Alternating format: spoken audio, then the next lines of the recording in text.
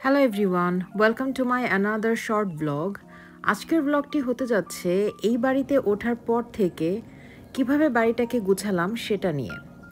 So প্রথমে যখন বাড়িতে উঠি এটা সব কিছু একদম ফাঁকা ফাঁকা ছিল অ্যান্ড আমি টেনশনে পড়ে গিয়েছিলাম এত বড় বাড়ি কিভাবে আমি গুছাবো, কারণ আমরা থাকতাম একটা 2 বেডরুমের অ্যাপার্টমেন্টে। সো খুব বেশি ফার্নিচার আমাদের ছিল না। অ্যান্ড এখানে এসে 4 বেডরুম হাউস অ্যান্ড দেন এত বড় living room, drawing room, dining room, so অনেক কিছুর দরকার পড়তো আমার এই বাসাটাকে সাজাতে। সো কিছু জিনিস তো আমরা অনলাইনে অর্ডার করি, কিছু জিনিস এরকম ডিরেক্ট শোরুম থেকে কিনি অ্যান্ড মানুষজন ডেলিভারি দিয়ে একদম সেট আপ দিয়ে যায়। বাট আমার টোটাল 3 মাস লেগেছিল বাসাটাকে পুরোপুরি গুছাতে, কারণ অনলাইন থেকে যেই ফার্নিচারগুলো কেনা হয়েছিল সবগুলো ইনস্টলেশনে অনেক বেশি সময় নেয় অ্যান্ড মোস্টলি এটার পিছনে আমার হাজব্যান্ড অনেক হেল্প করেছে আমাকে। হেল্প বলতে ওই সব ইনস্টলেশন করেছে অ্যান্ড সব কিছু মিলিয়ে আমাদের প্রায় 3 মাস লেগে গিয়েছে আস্তে আস্তে বাসাটাকে ভালোভাবে সেট আপ দিতে। সো কোনো দিন আমরা বাসায় হয়তো চেয়ার ডেলিভারি পাচ্ছিলাম, কোনো দিন আমাদের ডাইনিং টেবিল ডেলিভারি পাচ্ছিলাম, কোনো দিন এরকম সাইড টেবিল ডেলিভারি পাচ্ছিলাম, তারপর লাইটস ডেলিভারি পাচ্ছিলাম, তারপর শ্যান্ডেলিয়ার আসছিল। সো সব কিছু সেট আপ দিতে দিতে আমাদের অনেক দিন সময় লেগে যায় অ্যান্ড অনেক হার্ডওয়ার্ক।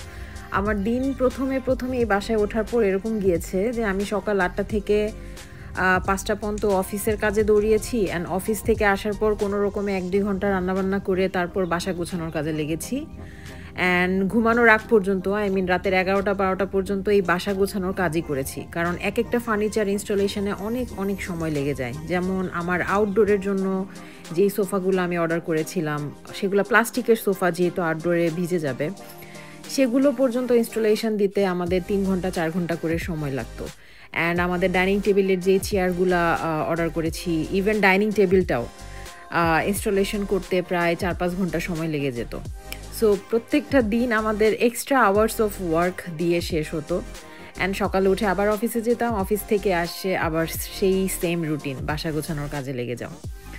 এর মধ্যে অনেক ইম্পর্টেন্ট জিনিসও আমরা অর্ডার করেছি যেগুলো আমাদের জন্য, হাউস হোল্ডের জন্য অনেক বেশি হেল্পফুল হবে। যেমন এর মধ্যে একটা ছিল এই রোবট ভ্যাকিউম ক্লিনার।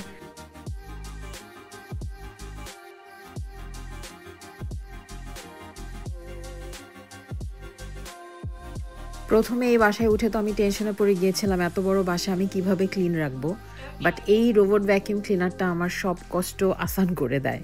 নেক্সট স্টেপে আসে হচ্ছে আমাদের সিকিউরিটি ক্যামেরাস। একটা বাসায় ওঠার পর তো অনেক ধরনের ইনভেস্টমেন্ট থাকে। সো এটাও আমাদের অনেক কাজের একটা জিনিস, কারণ আমরা প্রায় সময় ভ্যাকেশনে চলে যাই অ্যান্ড এই জিনিসগুলো আমাদের লাগে বাসাকে পর্যবেক্ষণ করার জন্য। নতুন অবস্থায় যারা বাসায় বেড়াতে আসতো ভাবতো যে বাসায় মনে হয় সব ফার্নিচার দেওয়াই ছিল, আমরা জাস্ট এসে উঠেছি, কিন্তু আসলে আমাদেরকেই সব কিছু কিনতে হয়েছে অ্যান্ড সাজাতে হয়েছে অ্যান্ড সব কিছু অলরেডি রেডিমেড দেওয়া ছিল, এটা ভাবাটাও স্বাভাবিক। কারণ সবাই যখনই দাওয়াত দিয়েছি এসে দেখেছে অলরেডি বাসা সাজানো।